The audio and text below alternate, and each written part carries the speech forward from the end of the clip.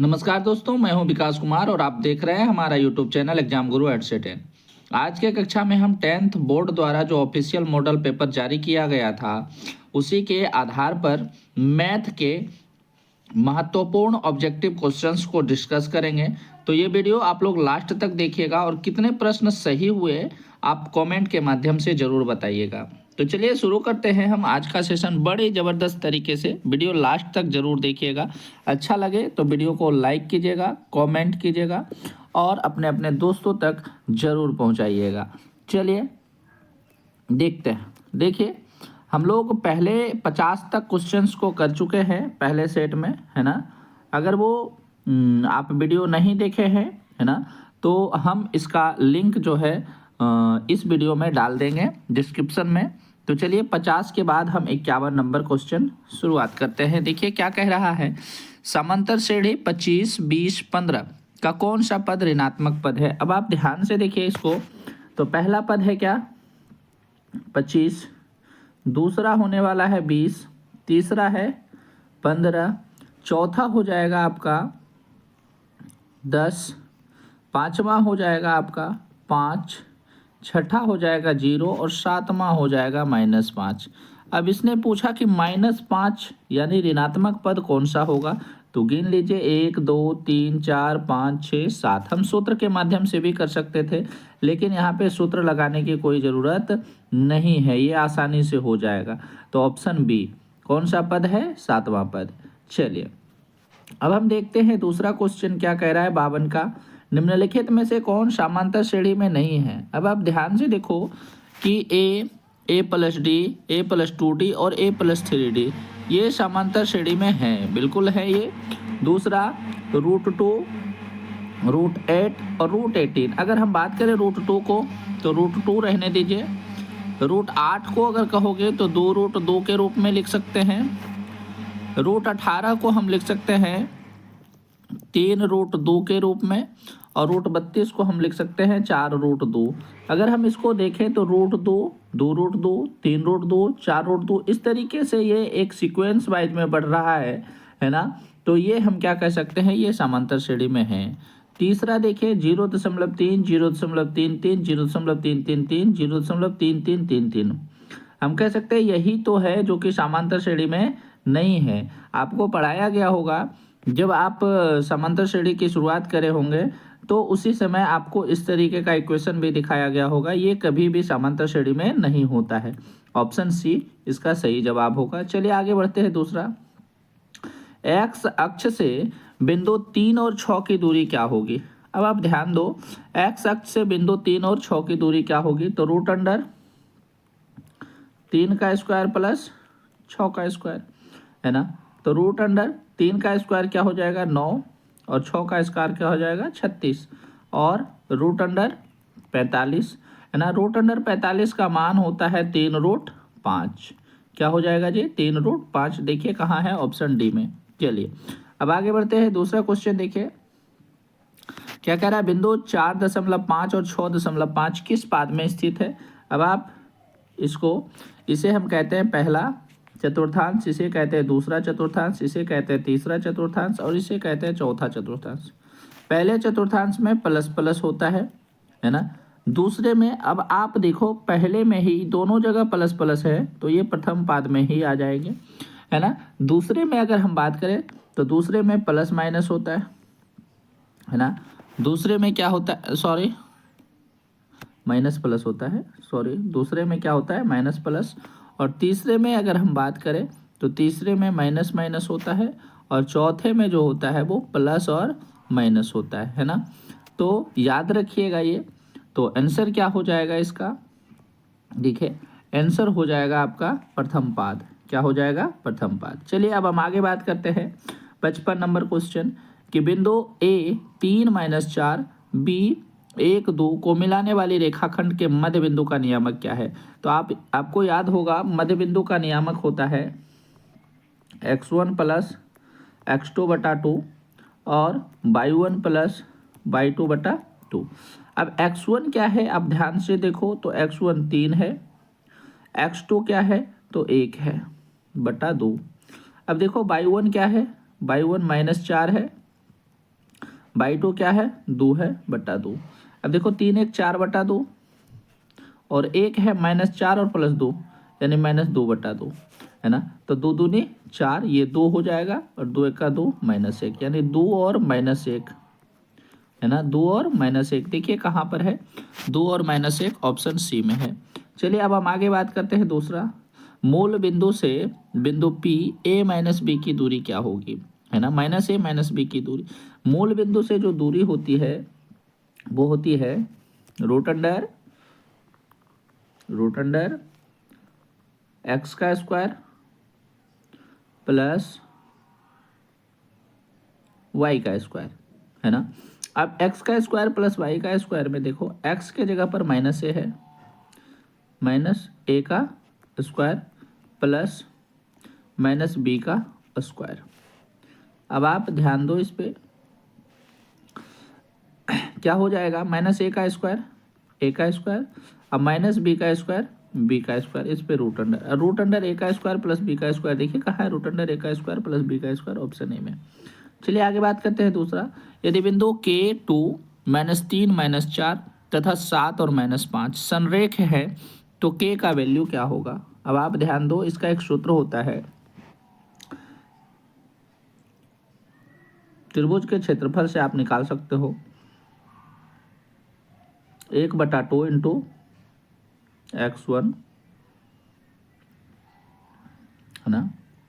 x1 into क्या हो जाएगा, y2 माइनस y3, फिर plus x2 into y3 minus y1 plus x3 into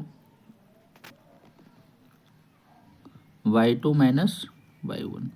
ये होता है सूत्र। अगर आप इस पर बैठाओगे तो इसका मान आ जाएगा, और इसका मान आएगा -63। याद रखिएगा क्या आएगा, -63, ऑप्शन सी में है। चलिए, दो समरूप त्रिभुज के क्षेत्रफलों का अनुपात 25:64 है तो इसके संगत भुजाओं का अनुपात क्या होगा। अब आप ध्यान से देखो, जब भी क्षेत्रफल होता है वो वर्ग होता है, और क्षेत्रफल का अनुपात जो है वो 25:64 है। तो इनके संगत भुजा का अनुपात क्या होगा, है ना। भुजा का अनुपात अगर हम बात करें तो भुजा का अनुपात इसका वर्ग रूट होगा, तो वर्ग रूट 25 का और वर्ग रूट 64 का, है ना। तो वर्ग रूट 25 का 5 होता है और 64 का क्या होता है, 8। तो हम क्या कहेंगे, 5:8। क्या हो जाएगा जी, 5:8। चलिए आगे बात करते हैं। यदि त्रिभुज के शीर्षों के नियामक इतने इतने इतने यानी 0 8 0 0 और 6 0 है तो त्रिभुज का परिमाप क्या होगा। अब देखो, एक त्रिभुज बनाते हैं हम। त्रिभुज है आपका ए बी और सी। त्रिभुज ए का हम निर्देशांक दे देते हैं, सॉरी, देखिए त्रिभुज बनाते हैं ए बी और सी। ए का निर्देशांक 0 0 दे देते हैं, बी का निर्देशांक क्या है, बी का निर्देशांक 0 और 8, जबकि सी का निर्देशांक 6 और 0 दे देते हैं। अब देखिए, यहाँ से ए और बी की दूरी अगर हम निकालें तो ए बी बराबर √8 का स्क्वायर हो जाएगा। फिर अगर हम ए सी की बात करें, ए सी बराबर √6 का स्क्वायर हो जाएगा, और 8 का स्क्वायर 8, ये 6 का स्क्वायर रूट के अंदर है तो 6 हो जाएगा, है ना। उसके बाद अगर हम इस दोनों की बात करें तो बी सी बराबर क्या हो जाएगा, x1 प्लस, सॉरी, क्या होता है, x2 माइनस x1 का square plus y2 minus y1 का स्क्वायर, है ना। इस पे रूट अंडर। अब आप देखो x2 है कहाँ, यहाँ पे x2 6 -0 का स्क्वायर प्लस 0 माइनस 8 का स्क्वायर, है ना। तो 6 का स्क्वायर यहाँ पे हो जाएगा 36 और 8 का स्क्वायर हो जाएगा 64, है ना। 36 और 64 को अगर आप जोड़ते हैं तो रूट अंडर 100 हो जाएगा, और रूट अंडर 100 का वैल्यू क्या होता है जी, 10 होता है। अब देखिए इसका मान 10 हो गया, इसका मान हमारा 6 हो गया, और इसका मान हमारा 8 हो गया। तो 10, 6, 16 और 8, 24, यानी त्रिभुज के जो परिमाप होते हैं वो तीनों भुजाओं का योग। तो 10, 6, 16 और 8, 24। अब देखिए 24 वर्ग इकाई कहाँ पर है, तो 24 वर्ग इकाई आपका ऑप्शन सी में है। चलिए आगे बात करते हैं दूसरा, कि ए बी सी में ए बी का स्क्वायर बराबर बी सी का स्क्वायर प्लस सी ए का स्क्वायर। देखिए एक हम त्रिभुज बनाते हैं, है ना, ए बी और सी। इस बड़ी भुजा को हम कर्ण कहते हैं, और पाइथागोरस प्रमेय क्या कहता है, कर्ण का स्क्वायर यानी ए बी का स्क्वायर बराबर दोनों शेष भुजाओं के वर्ग के योग के बराबर होता है, यानी ए सी का स्क्वायर प्लस बी सी का स्क्वायर। अब आप देखो ए बी का स्क्वायर बराबर ए सी का स्क्वायर प्लस बी सी का स्क्वायर, यही तो दिया हुआ है ना। ए बी का स्क्वायर बराबर बी सी का स्क्वायर प्लस सी ए का स्क्वायर या ए सी का स्क्वायर। तो कौन सी बराबर क्या होगा, तो यानी कर्ण के सामने वाली भुजा जो होती है, सॉरी कर्ण के सामने वाली जो कोण होती है उसे हम समकोण कहते हैं। तो देखिए कर्ण के सामने वाली कोण क्या है, कौन सी, तो कौन सी के बारे में ही पूछ रहा है, तो कौन सी बराबर क्या, 90 डिग्री, यानी ऑप्शन बी। चलिए आगे बात करते हैं 61 का। देखिए ये एक वृत्त है ना, और वृत्त के केंद्र से होकर एक सबसे बड़ी जीवा गुजारी गई है जिसे हम व्यास कहते हैं, और यहाँ से ये टच है ना। अब देखिए इसका नाम दिया गया है ए बी और सी। अब देखो क्या बोला कि ए बी बराबर ए सी, इसने दे दिया है, ये जो है ये दोनों एक दूसरे के बराबर है, ए बी ए सी के बराबर है, यानी ये वाला भाग दोनों बराबर है। तो कौन ए बी सी बराबर क्या होगा, अब देखिए कौन ए बी सी यानी इसका मान पूछ रहा है। अच्छा हम यहाँ से एक रचना कर सकते हैं, और जब हम रचना करेंगे, देखिए यहाँ से एक हम रचना कर सकते हैं, तो हम क्या कह सकते हैं कि ये वाला भाग और ये वाला भाग, या फिर ये वाला भाग और ये वाला भाग, नहीं सॉरी, ये वाला भाग और ये वाला भाग दोनों क्या हो जाएगा, बराबर हो जाएगा। काहे कि ये भी क्या है आपका त्रिज्या, और ये भी क्या है त्रिज्या। तो एक तरह से ये बन गया क्या, समकोण समद्विबाहु त्रिभुज, और समकोण समद्विबाहु त्रिभुज में ये 90 डिग्री, और बाकी ये वाली भुजा और ये वाली कोण और ये वाली कोण दोनों बराबर होंगी, है ना, क्योंकि ये दोनों भुजा अगर बराबर है तो भुजा के सामने वाली कोण क्या होती है, बराबर समद्विबाहु त्रिभुज में, है ना। तो देखिए तो ये हो गया 90, तो हम लिख सकते हैं 90 प्लस एक्स बराबर 180, क्योंकि त्रिभुज के तीनों कोणों का योग 180 होता है। अब देखिए 90 प्लस 2x बराबर 180। अब इस 90 को उधर लेके जाइएगा तो 2x बराबर 180 माइनस 90, तो 2x बराबर 90, और 2 से काट दीजिए इसको 45 बार में, यानी x का वैल्यू क्या हो गया जी, 45। देखिए है कहाँ पर, ऑप्शन सी में, x का वैल्यू क्या, 45। चलिए यदि d एक वृत्त का व्यास हो तो उसका क्षेत्रफल क्या होगा, तो देखिए क्षेत्रफल जब भी होता है तो वो पाई आर स्क्वायर होता है, क्या होता है, पाई आर स्क्वायर। लेकिन इसमें r नहीं दिया हुआ है, d दिया हुआ है, और d/2 बराबर ही होता है क्या, r, तो हम लिख सकते हैं पाई आर स्क्वायर, आर के जगह पर d/2 का स्क्वायर लिख सकते हैं, है ना।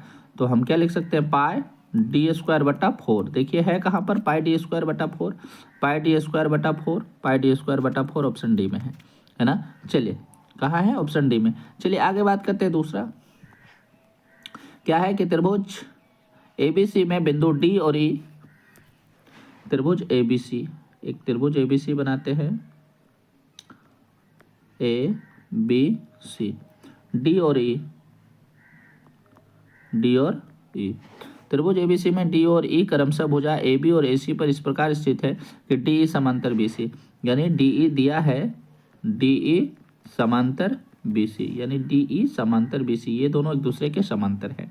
अच्छा बी सी बराबर, यदि ए डी बराबर 1, ए डी बराबर 1, डी बी बराबर 2, तो ए सी बराबर 27, यानी पूरा जो है वो कितना है जी, 27 है ना, पूरा 27 है। तो ई सी का वैल्यू निकालना है, ई सी का वैल्यू क्या होगा। अब हम कह सकते हैं कि देखिए पूरा जो है हम लिख सकते हैं क्या, ए बी बटा ए सी, ए बी बटा ए सी बराबर क्या, हमने लिखा पूरा ए बी बटा A C sorry sorry sorry sorry sorry sorry sorry देखिए 1 मिनट। देखिए हम क्या लिख सकते हैं, ए बी बटा ए डी, ए बी बटा ए डी बराबर ए सी बटा ई सी।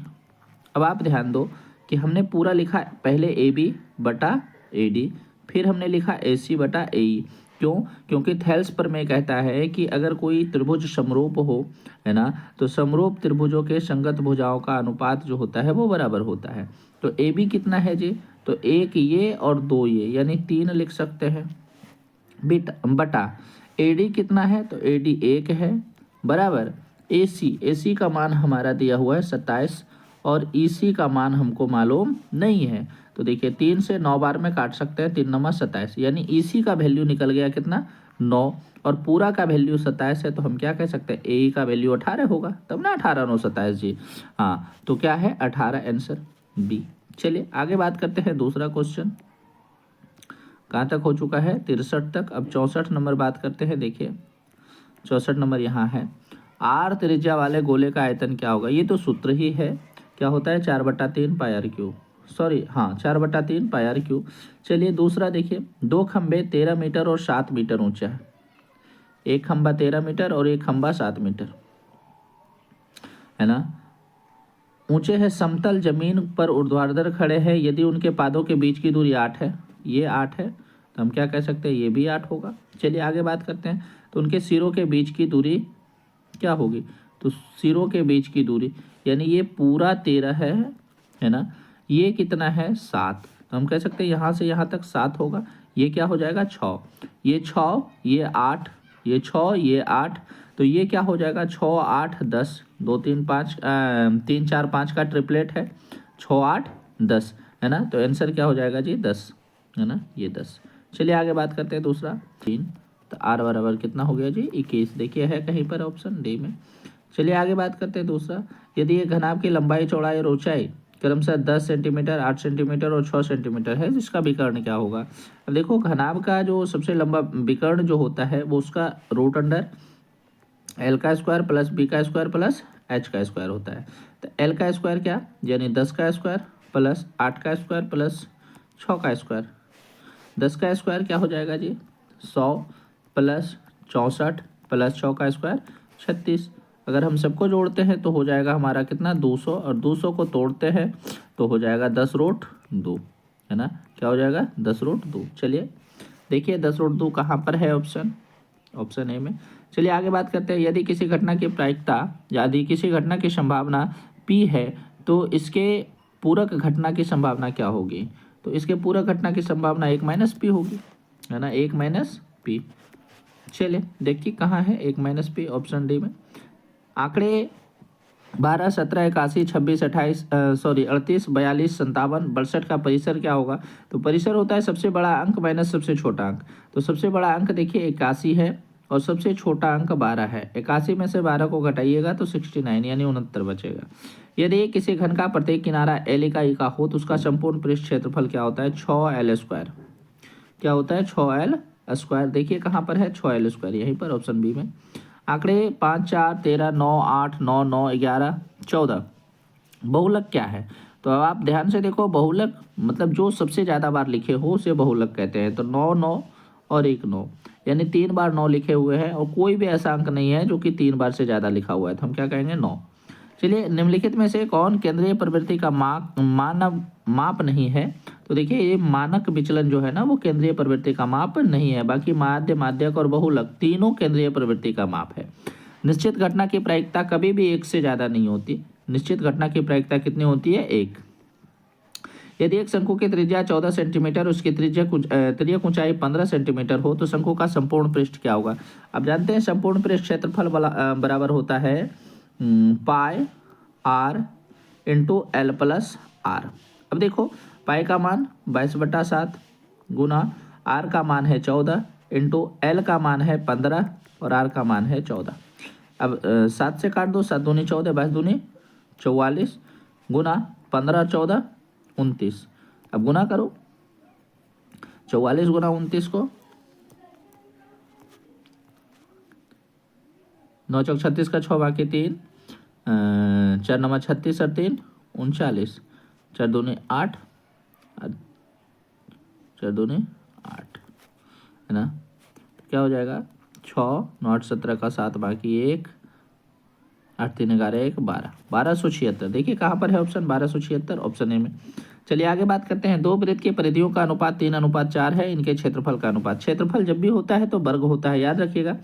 तो 3 का वर्ग क्या हो जाएगा 9, देखिए कहाँ पर है 9। 4 का वर्ग क्या है 16, देखिए ऑप्शन डी। चलिए आगे बात करते हैं दूसरा।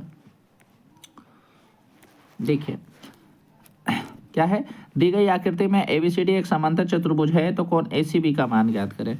क्या है जी, ए सी और बी, यानी ये वाला कोण का माप पूछ रहा है। अच्छा तो ये 55 है तो हम क्या कह सकते हैं, ये भी 55 होगा।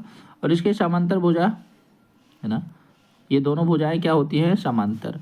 और समांतर भुजा को कोई एक तिर्यक रेखा, और फिर ये वाली भुजा जो होगी वो समांतर होगी, है ना।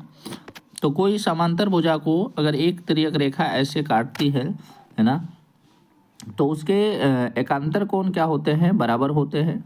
तो हम कह सकते हैं ये वाला कोण अगर 55 है तो ये वाला कोण भी क्या होगा जी 55 ही होगा। ये वाला कोण भी क्या होगा 55 ही होगा। चलिए इसको हम बनाते हैं। देखिए अगर हम चतुर्भुज से बनाते हैं तो क्या होगा, ये 55 ये 55, बाकी ये वाली भुजा हमको मालूम नहीं है, ये वाली भुजा मालूम नहीं है।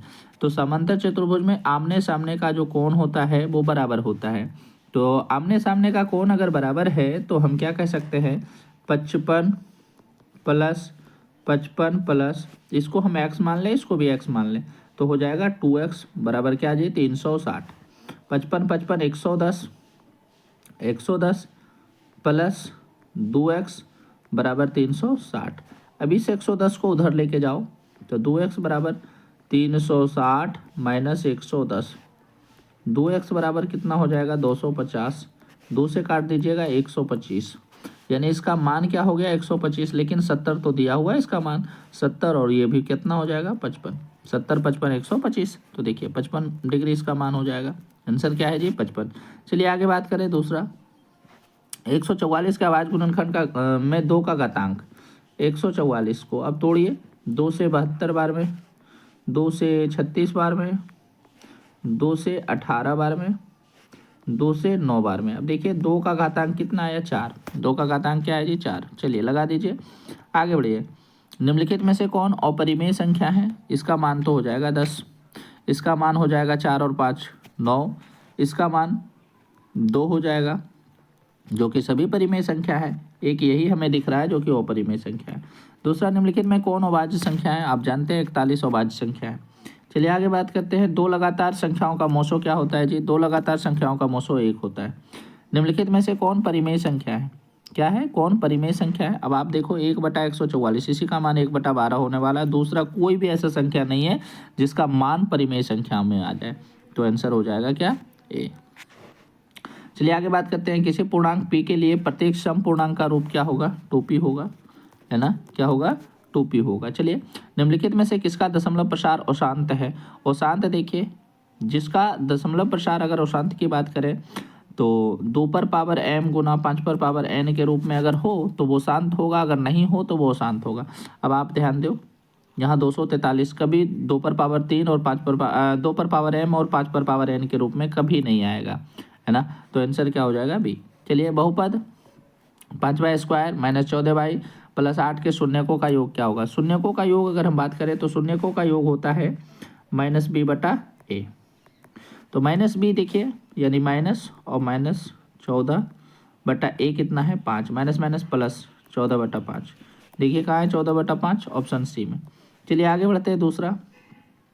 एक अशून्य परिमेय संख्या और अपरिमेय संख्या का गुणनफल हमेशा होता है अपरिमेय, याद रखिएगा।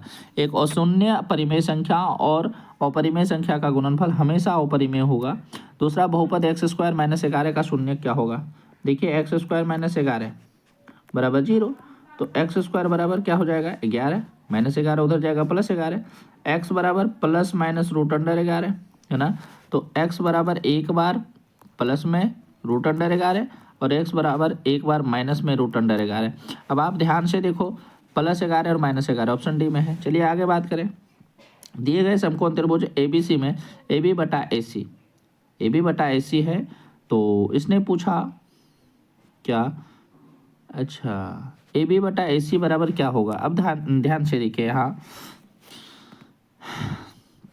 साइन अल्फा है ना, तो साइन अल्फा का मान जो होता है AB बटा AC, साइन अल्फा का मान होता है लंब बटा कर्ण, तो ये हो जाएगा लंब और ये हो जाएगा कर्ण है ना। तो BC बटा AC आ रहा है, ये गलत हो जाएगा, हमें लाना है AB बटा AC। कॉस अल्फा, तो कॉस अल्फा में आधार बटा कर्ण होता है ना, तो जो कि आधार हो जाएगा क्या, आधार हो जाएगा AB और कर्ण हो जाएगा AC, AB बटा AC यानी कॉस अल्फा। क्या हो जाएगा आंसर? Cos alpha.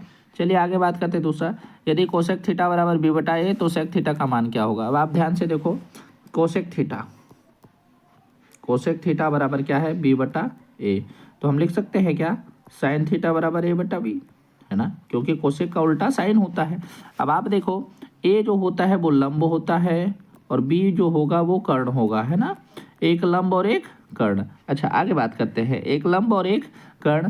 फिर दूसरा देखिए, हमें आधार निकालना है, तो आधार बराबर क्या होता है? रूट अंडर कर्ण का स्क्वायर माइनस लंब का स्क्वायर है ना।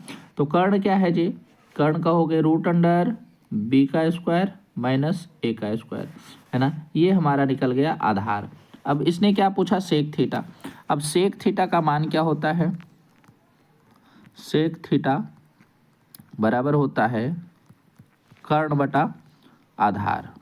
अब कर्ण देखिए है क्या, तो कर्ण है हमारा B बटा आधार हमारा क्या है? बी स्क्वायर माइनस ए स्क्वायर, बी स्क्वायर माइनस ए स्क्वायर, इस पर रूट अंडर। अब देखो B बटा बी स्क्वायर माइनस ए स्क्वायर कहाँ है? A में। चलिए आगे बात करते हैं। 10A 10 2 10 3 dot dot dot dot dot 1089 तक इसका मान क्या होगा? तो 1 होगा। अब आप ध्यान से जोड़ा लगा सकते हो इसको, क्या 10 1 है ना गुना 1089। अब 10 1 को आप लिख सकते हो 1090 माइनस 89 गुना 1089। अच्छा 1090 माइनस 89 को क्या लिख सकते हैं? कॉट 89 गुना 1089 है, सॉरी 89। अब देखो कॉट इंटू 10 क्या होता है जी? 1, और ऐसे ही अगर करते जाओगे तो 10 2 लिखोगे, यहाँ 10 88 लिखोगे, यानी जोड़ा लगाना है 90 का। जब गुना करोगे तो सबका मान 1 आएगा और बीच में जो बच जाएगा वो 10 45 बच जाएगा, और 10 45 का मान भी क्या होता है? 1, यानी 1 को सभी से गुना करोगे क्या हो जाएगा? 1। चलिए आगे बात करते हैं दूसरा 94 का। क्या बोल रहा है? Cos 90 minus A, cos 90 minus A क्या होता है? Sine A, cos 90 minus A sine A. यदि ए बराबर 35 तो sine A into cosec A. अब sine A into cosec A का मान क्या होगा? 1 होगा। चलिए आगे बात करते हैं। यदि 3 थीटा बराबर 90 तो 3 से 90 को काट दीजिए, थीटा बराबर क्या हो जाएगा? 30, यानी कॉस 30 का मान क्या होता है जी? तो कॉस 30 का मान होता है √3/2। चलिए आगे बात करते हैं। यदि एक वृत्त का क्षेत्रफल 154 सेंटीमीटर स्क्वायर है तो इसकी परिधि क्या होगी? अब ध्यान से देखो, पाई आर स्क्वायर बराबर 154, पाई का मान 22/7, आर हमको मालूम नहीं है, बराबर 154। अब देखिए आप काट सकते हैं 22 से इसको 7 बार में, यहाँ 7 बचा, यानी आर स्क्वायर बटा 7 बराबर 7, और 7 को 7 से क्रॉस मल्टीप्लिकेशन कोना कोनी गुना कीजिएगा तो आर स्क्वायर बराबर 49, यानी आर बराबर क्या हो जाएगा जी? 7, आर बराबर 7। लेकिन 7 है नहीं, इसने पूछा 2 पाई आर, तो 2 गुना 22/7 गुना 7, 7 से 7 खत्म कर दीजिए, 22 दूनी 44, यानी इसका परिधि क्या हो जाएगा? 44, ऑप्शन सी। चलिए आगे बात करते हैं sec theta plus tan theta into 1 minus sine theta का मान क्या होगा। अब आप देखो सेक थीटा को हम लिख सकते हैं 1 बटा cos theta plus tan theta को हम लिख सकते हैं साइन थीटा बटा cos theta into 1 minus sine theta, है ना। अब दोनों को कॉस थीटा और कॉस थीटा को अगर एलसीएम कराते हो तो कॉस थीटा आएगा, बच जाएगा 1 प्लस साइन थीटा और यहाँ बच गया हमारा 1 माइनस साइन थीटा। अब देखो 1 plus sine theta 1 minus sine theta क्या हो जाएगा 1 माइनस साइन स्क्वायर थीटा बटा cos theta. 1 minus sine square theta क्या हो जाएगा तो कॉस स्क्वायर थीटा, सॉरी